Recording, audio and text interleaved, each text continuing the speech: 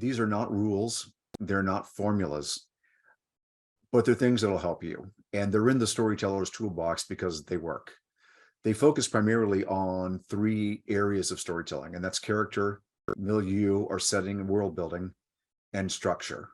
For those of you who have trouble plotting or who face problems with writer's block, I think the part on structure will be especially helpful to you.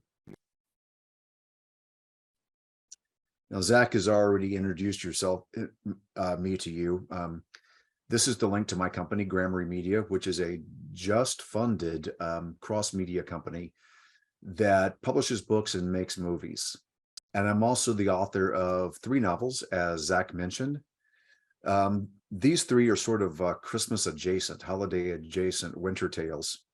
The most recent of which, as Zach mentioned, comes out this coming Tuesday, both in hardcover, ebook, and audio, so not just both.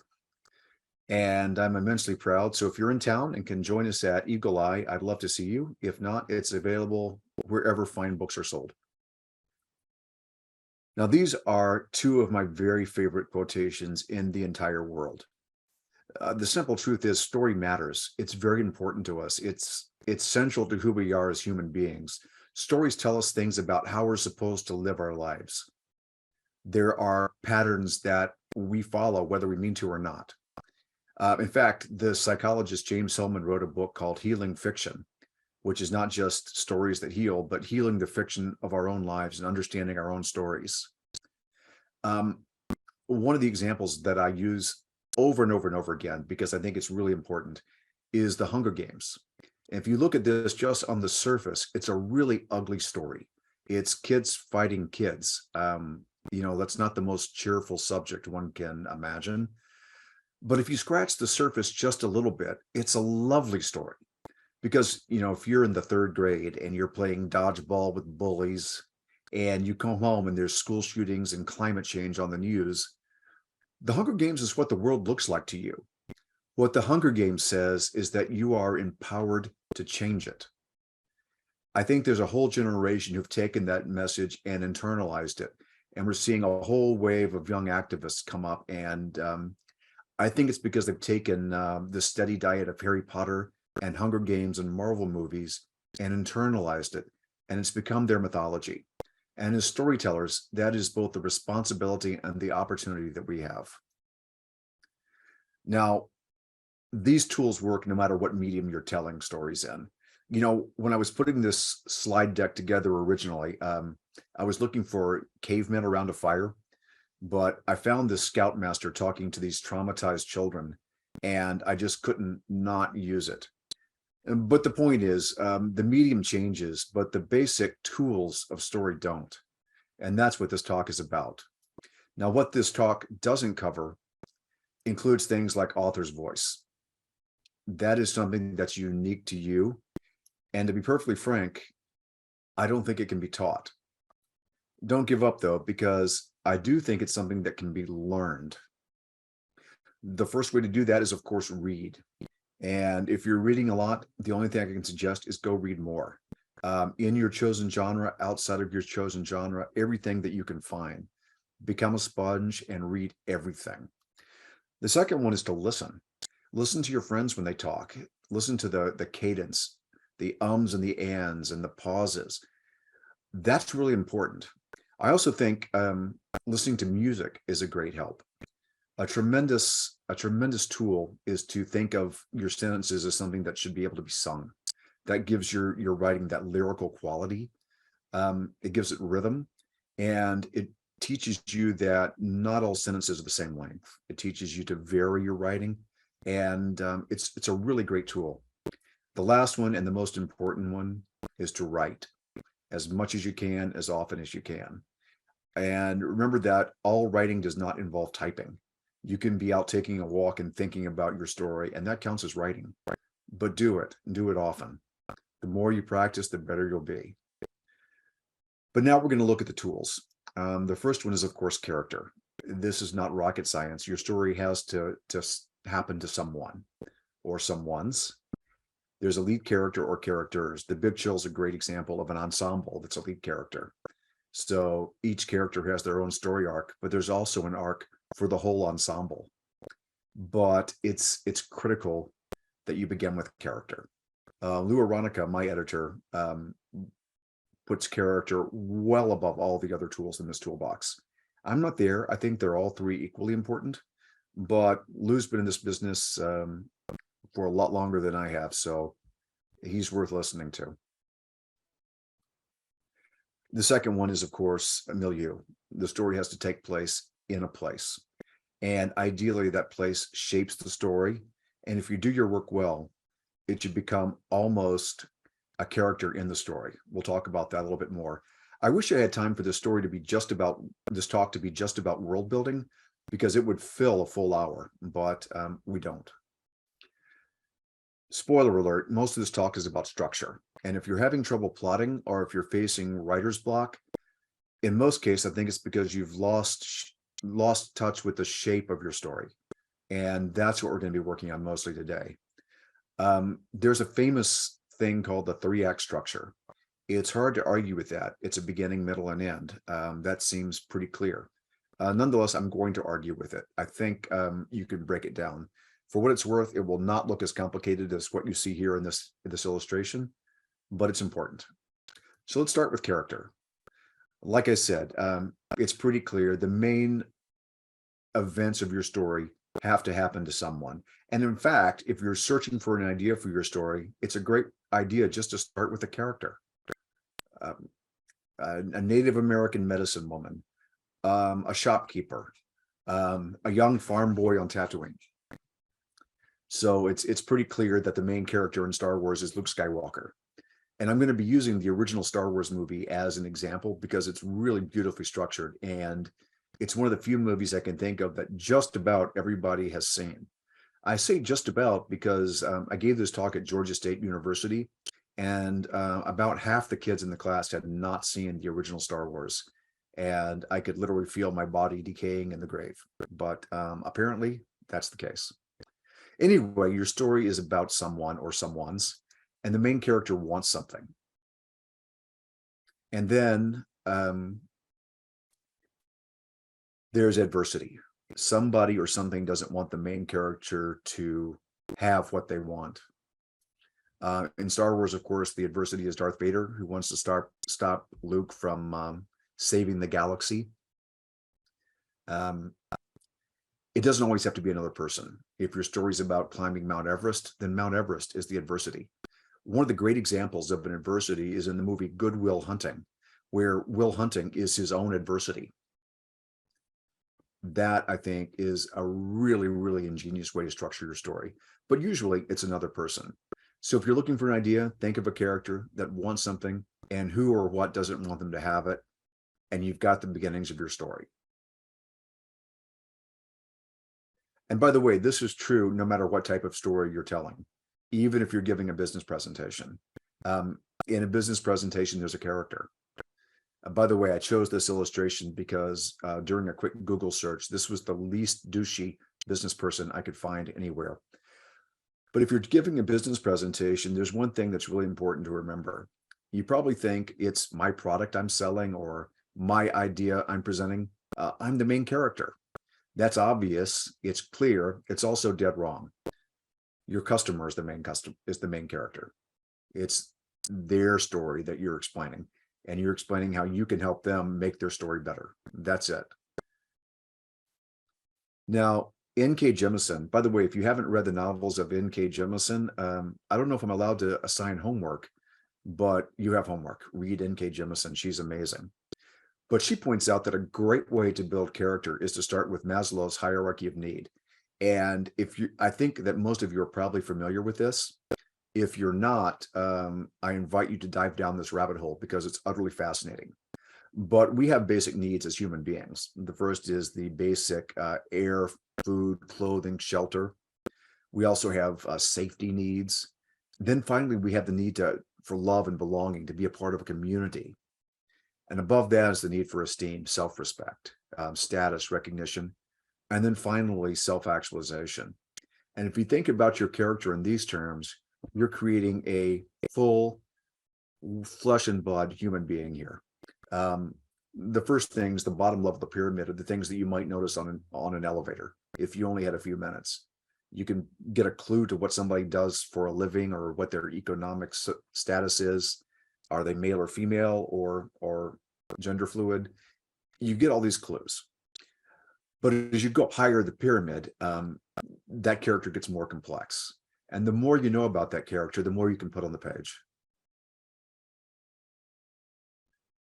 So what makes a character? The first one is, of course, actions and visual cues. One of the best introductions of a character that I can think of in history is the beginning of Raiders of the Lost Ark.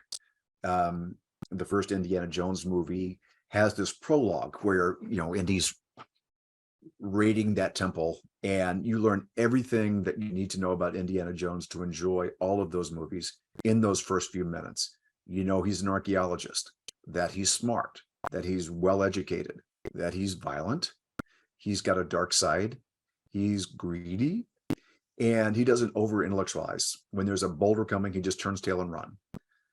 And we also get great visual cues that tell us things about Indiana Jones.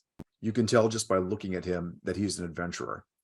And if you ever see somebody who's wearing a leather jacket and a fedora and carrying a bullwhip, it's either Indiana Jones or somebody pretending to be Indiana Jones. It's that iconic. So when you can tell who a character is by their actions and by some distinctive visual images, you've got a great head start. It's really, really powerful.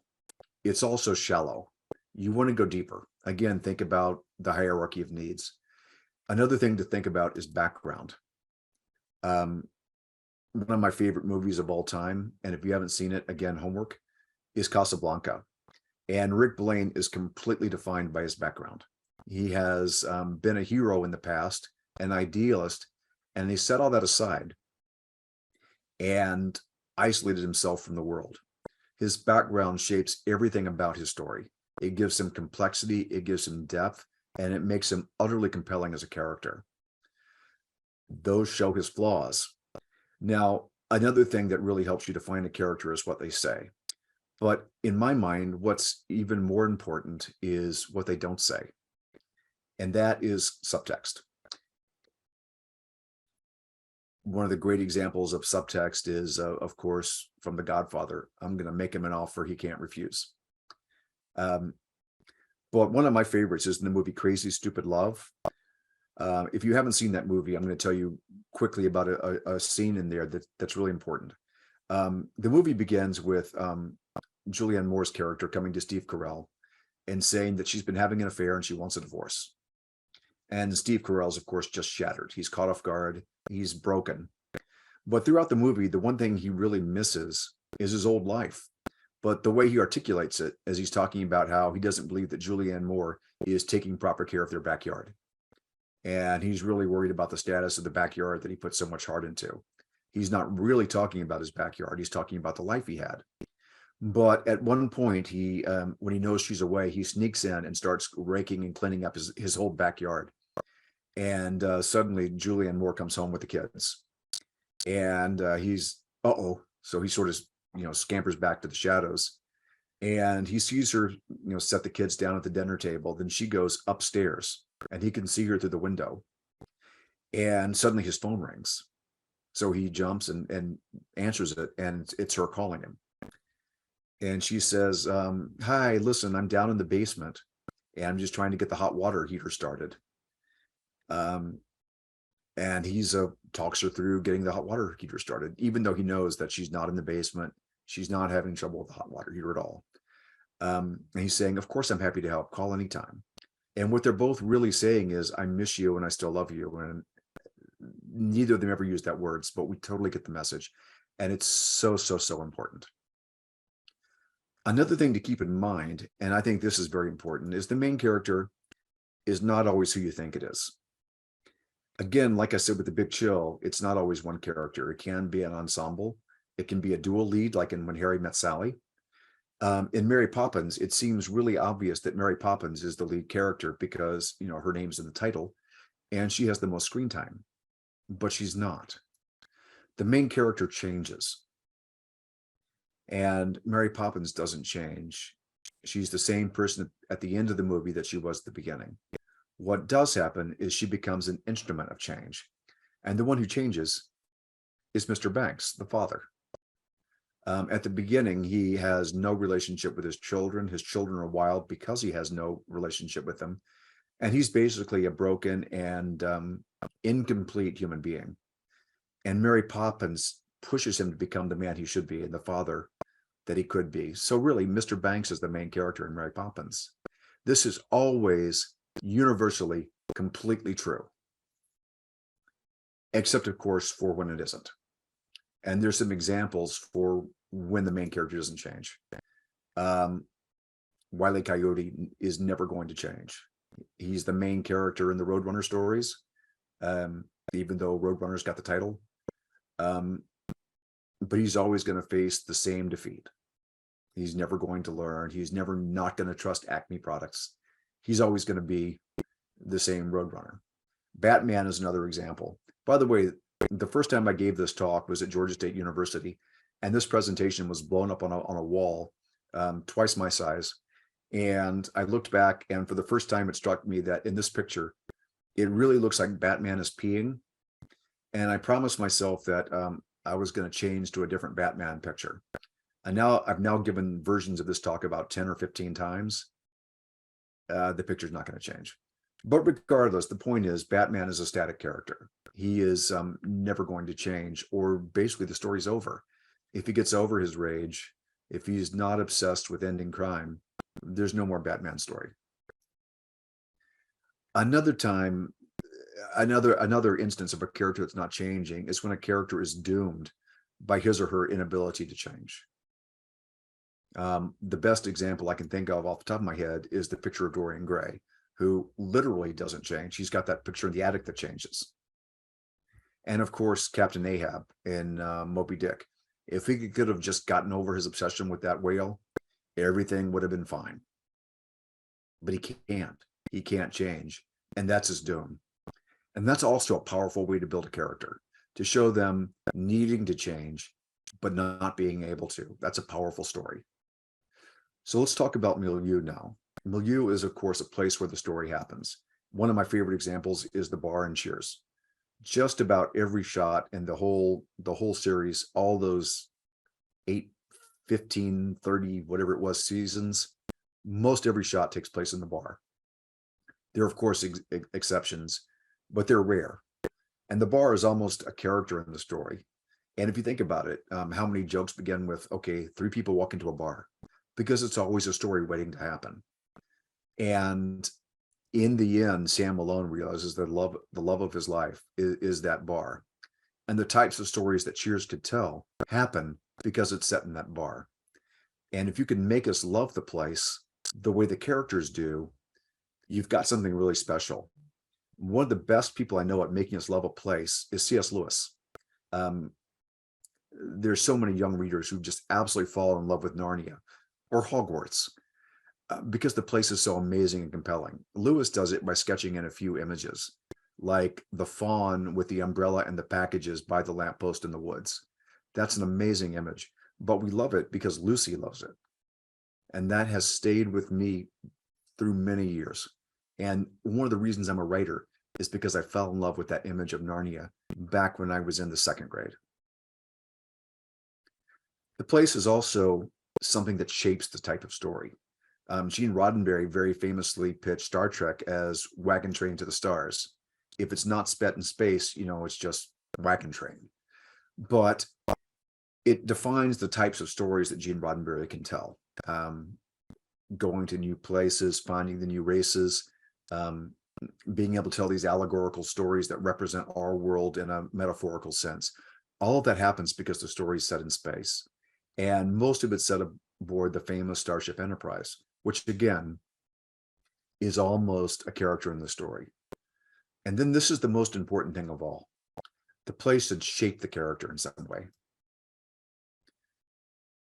The best example here I can think of is Wuthering Heights. If you look, these are the first 2 covers I could find on the internet of Wuthering Heights. And if you look at them, you'll notice neither of them show a character. They both show the place. Now, those moors really shape who Heathcliff is. And if this story had taken place, on the beach in the Bahamas, it's kind of hard to imagine it would have gone the same way that it did. But these moors really shape what happens to Heathcliff. Oh, excuse me, and who Heathcliff is. So now we're going to get into the meat of this talk, and that is about structure. And I've said this before. I think most people who have trouble plotting don't understand the basic shape of structure. I did not when I started writing. I started writing my first novel in 1995, and I started in earnest in 1996. And that novel doesn't come out for another 2.5 years. It's been finished for a while, but had I known what I understand now about structure, this would have taken me much less time, and it would have taken a whole lot less rewriting. So I highly recommend understanding structure before you begin. And it's definitely going to help you in the rewriting process. Our understanding of structure begins with Aristotle, who, according to Wikipedia, looks something like this. And his initial understanding of story was basically a line that was an arrow. This was the axis of time, which basically implies that your story starts somewhere, runs along happily for a while, and then comes to an end, which unfortunately was also my understanding of structure when I started trying to write my first novel. He also added something else, and this was important. This something else was a dot. This happens about 3/4 of the way through the story, or about 25% from the end. He called this either the reversal or the recognition. In comedy, it's a reversal. In tragedy, it's a recognition. And this is a point in the story where all of the events suddenly turn toward an inevitable conclusion. In Oedipus, it's, oh my gosh, that was my mom. That's a pretty significant recognition. And after that recognition, the conclusion, the tragedy, is inevitable.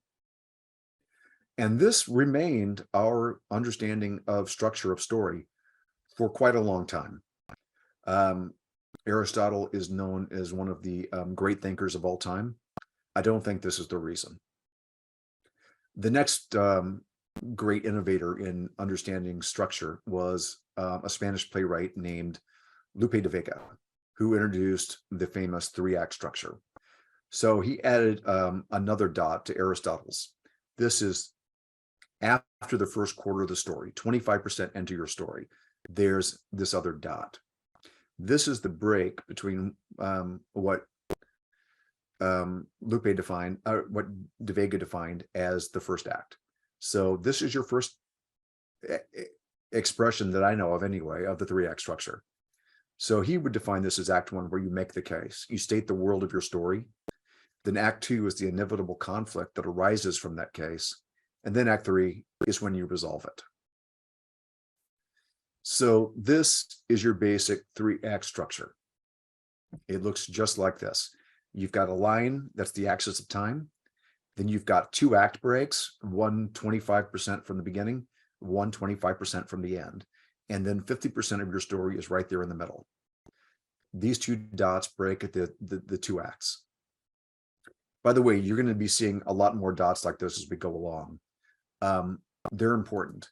They do more than just divide the acts. If you do your work well, these are points of causality.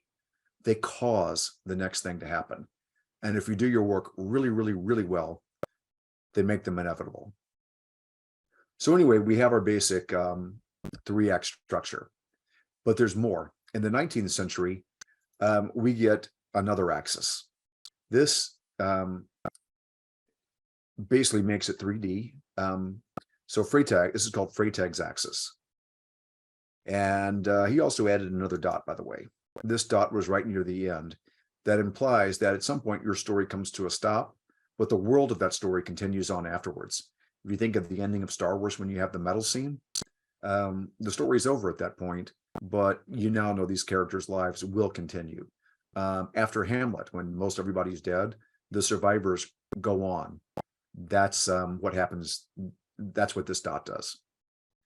But the other axis is the axis, Freytag's axis, is the axis of tension, because at the beginning of your story, tension begins to rise, and it continues to rise all the way until the end of Act 2, at the beginning of Act 3, and then the tension is relieved gradually as you get toward the end.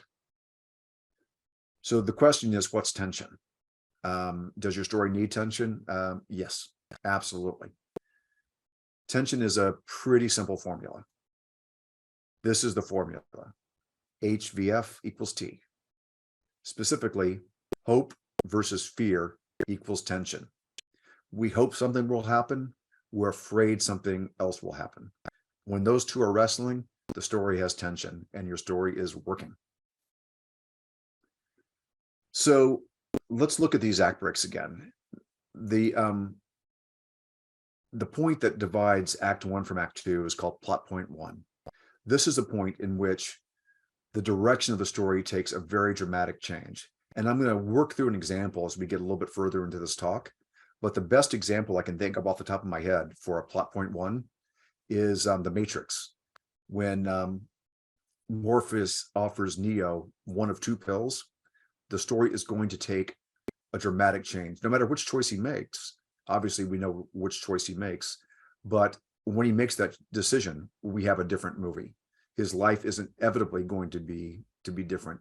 Taking that pill changes the story and makes the rest of the story inevitable, and the tension is rising. The second dot, as you probably guessed, is called plot point 2. This is the reversal. It does about the same thing and turns the story towards its conclusion. Now, if you're writing a screenplay, the first act is usually about 30 minutes. And the last act is also about 30 minutes. And in a 2-hour movie, that means your middle act is going to be about an hour. So your 2-hour movie isn't quite even. It's not quite balanced. Now, if you're writing a novel, I'm going to say 100,000 word novel because my math sucks and this makes it a lot easier. Your first 25,000 words is your first act. Your middle act is 50,000 words and your last act is around 25,000 words. It's not exact, but the closer you are, the tighter your story. This, again, the 3-act structure. And again, it's not very well balanced. And people try to cling to this 3-act structure. And if you're just looking at the events in the story, 3 acts are fine, but we're not. We're talking about character. So there's this other thing that happens right in the middle, another line. This is called, wait for it, the midpoint. Now this works exactly the same way as plot point 1 or plot point 2. It's another plot point. You'll often see people try to break this into Act 2A and Act 2B. Okay, but really, it's 4 acts. And the reason it's 4 acts is because this shifts your attention away from the events of the story primarily and onto the character primarily, because the events of the story are changing who your character is. Now, there are exceptions to this, but frankly, off the top of my head, I'm at a loss to think of one. In the first act of your story, your lead character or characters is in some way an orphan. Harry Potter and Luke Skywalker are literal orphans. Rick Blaine has orphaned himself off from his familiar world. Black Panther has become an orphan by the loss of his father. In the second act, something changes that changes the direction of that character's life, and they become a wanderer. Then after the midpoint, they start driving their own story, become a warrior. And the last act, the act of recognition, they become a martyr, where they're willing to lay everything on the line to bring about the right resolution to the story. So again, this is the beginnings of plotting a story, understanding these 4 points. It's still awfully intimidating, and it's important to take smaller steps. You can't write a 100,000 word novel in a sitting, or if you can, I would really like to meet you and have a conversation. But you can break it down to digestible points. And I am convinced, utterly convinced, that writer's block comes when people have lost the direction or the shape of their story. If you break it down further into more digestible chunks, writer's block is very easy to overcome. And if you're struggling with plotting, understanding how to break it down even further than those 4 points really, really helps. So you can break it down into 8 pieces that are more or less equal. And it looks kind of like this. Now, I stole this from one of my Gramarye teammates and my good friend, Mr. Chris Soth. He calls this the mini movie method, and he shapes it more for screenplays, but it works beautifully for novels. He calls it the mini movie method and goes back to the olden days when movies were shipped on reels. And before they had the 2 projector system, they would literally put the movie on, run the reel out, and then they would have to change the reels and the audience would just sit there. So they had to have a sort of complete mini story on each reel. You know, and back then they wouldn't say, we got a problem in the 2nd act. They'd say, we have a problem in the 4th reel. Because they'd really broken the story down that thoroughly. And I'm going to show you how this works by going through a movie. The first act, excuse me again, sorry. In the first act of a movie, you can break it down into 2 mini acts. In a movie, it's 15 minutes. In a novel, that's about a little over 12,000 words. Again, assuming that your novel's 100,000 words. It's an eighth of the novel. And again, the second part of this, you guessed it, is also 15 minutes. If you're thinking about writing a 120-page screenplay, that can be intimidating, but 15 pages doesn't seem that bad. And each one of these little pieces is a self-contained mini story. If you think about the original Star Wars movie, the one now called A New Hope, the first act is about Luke Skywalker is the main character throughout. But the first little mini story is not about Luke at all. He doesn't appear. It's about R2-D2 and 3PO. So they're trying to escape from the Empire and get to a place of safety. And we hope that they'll get somewhere safe and R2 will get to do his mission, but we're afraid they'll get blown up or captured or whatever. So that's tension. And it's resolved when they get bought by Luke Skywalker. Now they're in a place of comparative safety. Now, the next story begins because R2 and 3PO have come to Luke. Because they've come, the next part of the story is inevitable. Because R2 runs away, so Luke has to go after him. And that's when he meets Obi-Wan Kenobi, learns about his past. And this is now the story of Luke. Luke wants to leave the farm where he's grown up. He wants to go have adventures. But his aunt and uncle want him to stay right there, stay on the farm. That's conflict. We hope he'll get to leave, but we're afraid he'll be stuck on that farm forever. Now, at the end of this act, at plot point 1, 30 minutes into the movie, Luke comes back and finds that his aunt and uncle have been murdered. It is now inevitable. He can't go back to his old life. It's in ashes. He has to go forward.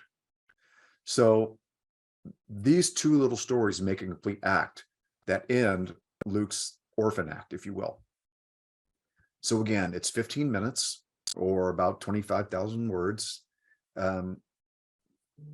25,000 words to make the complete act, 12,000 to make each half act, with its own rising tension. The first one, again, R2 and 3PO escape. The next 15 minutes is about Luke wanting to leave his aunt and uncle and finally getting to. Plot point 1, he must leave. He must follow Obi-Wan Kenobi to go become a Jedi like his father. But he's following Obi-Wan. He's not guiding his own story. He doesn't really know where he's going. He doesn't know what's going to happen. Obi-Wan's driving the story. He's a wanderer. So he goes through his first threshold, begins to meet companions, and then about 15 minutes later, part of the journey ends. That little mini story comes to an end, and he winds up on the Death Star. That begins another 15-minute story where Obi-Wan goes to try and turn the tractor beam off while Luke and Han wait in a safe place until the midpoint. At the midpoint, something changes. That's when Luke Skywalker discovers that Princess Leia is aboard the space station. And he says, we've got to rescue her. Now Han's saying, no, no, no, the old man wants us to wait right here. But Luke is insisting. At this point, Luke is now driving the story. He's become a warrior. His character has changed. And that change has become inevitable. When he finds that Princess Leia is there, it's inevitable that he's going to move into the next development of his own character. The third act is the Warrior Act. Again, it's two 15-minute or 12,000 word mini stories. In Star Wars, it's about 15 minutes. And I'm using Star Wars again because these are almost to the minute. The next story is about the attempt to rescue Princess Leia. You know, that leads him into the belly of the whale, the trash compactor, and finally to the point where they lose Obi-Wan Kenobi, and that ends that little mini story of getting away from the Death Star. So they do escape, they mourn Obi-Wan, and they make it to the rebellion, the rebel headquarters, that old temple. And that's the end of the Warrior Act. That's plot point 2.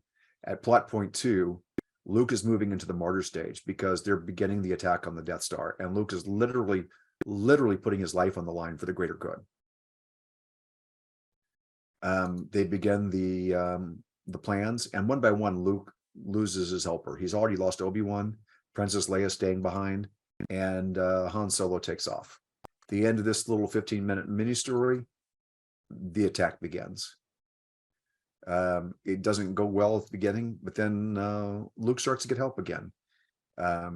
He hears Obi-Wan's voice, he uses the Force, and Han Solo says Yahoo, and they explode the Death Star. And then we have the medal ceremony that basically ends the movie, but shows that this world is going to go on past them.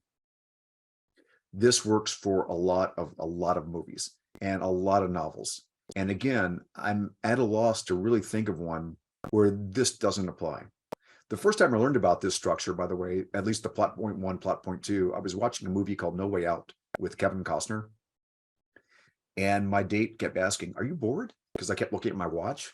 But I just learned about the structure. And then it got to the big reveal near the end. And I said, "Oh, that's the spy, right?" And she just looked at me, "How'd you know?" It was because I knew that that was the point in the story where we'd have plot point 2, and there was only one character on screen that it could have been.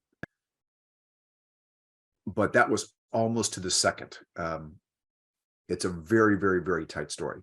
And by the way, this isn't new. This structure goes all the way back to, if you look at the Anansi the Spider stories out of Africa, any old myth, a lot of them follow this very same structure.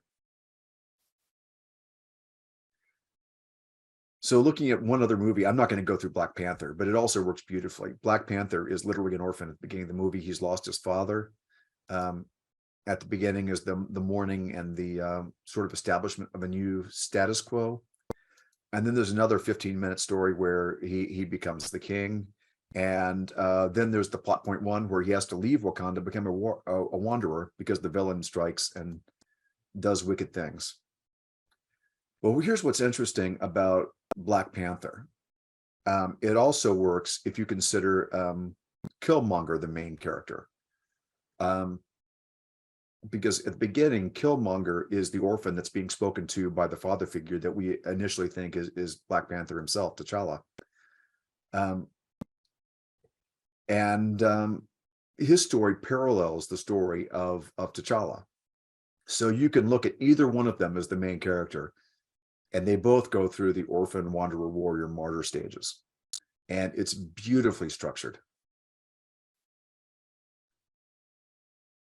So again, this is your basic structure. It's not just one story. It's a lot of little mini stories.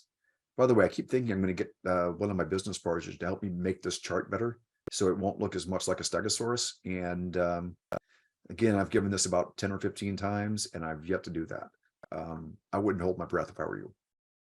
Anyway, structure is a lot of little stories that together make a big story. And each one of these lines that break up into 8 parts is a point of causality. They cause the next thing to happen.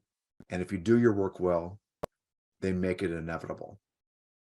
So I'm going to leave you with some questions to ask yourself. The first one is, who's the main character or characters in my story? What does the main character want? Another thing to think about is, how is the main character broken? This is really, really tied to the want. I would think of, if you're a Disney princess, you know, the I Want song, like I want to be part of your world from Little Mermaid, or someday my prince will come from Snow White. Your main character wants something. Think about that. But also, what's broken about them? Then who or what is the adversary? And again, think of Good Will Hunting. It doesn't have to be an external force. It can be an internal force. If it's an external force, it needs to be as memorable as the main character, in my opinion. So the next question is, what makes my characters utterly unique and memorable? And it's more than just the Indiana Jones hat and bullwhip. It's voice, its backstory, and its subtext. What's the milieu? Where does the story take place? How does that shape the story? What opportunities does that give you? How can you make us love that place and long to visit it, or be afraid of it? And then, how is my character an orphan, a wanderer, a warrior, and a martyr? And how do they change as the story progresses? I think that's the most important question. Almost. There's one more that I think might even be more important. What do you love? This is something I learned from Ray Bradbury. That love is what's going to make what you're writing as somebody's favorite book. Ray Bradbury loved dinosaurs and carnivals and Mars, and that love comes across in every word that he writes. I've tried to capture that. The book that I have coming out next September is all set at a Renaissance fair. It's because I love Renaissance fairs, and I love backstage at the theater, and I love mythology. The things you love are going to make those stories really compelling, and that love will attract other people. So again, this is my contact information. Gramarye Media is my company. JohnAdcox.com is my personal site. You can reach me at john@johnadcox.com. And these are my novels. And again, Star in the East comes out Tuesday. If you like any of these, I would be very grateful if you'd leave a review. And if you're in Atlanta, I'd love to see you at the launch party, 7 o'clock on Tuesday, Election Day. Thank you again for your time.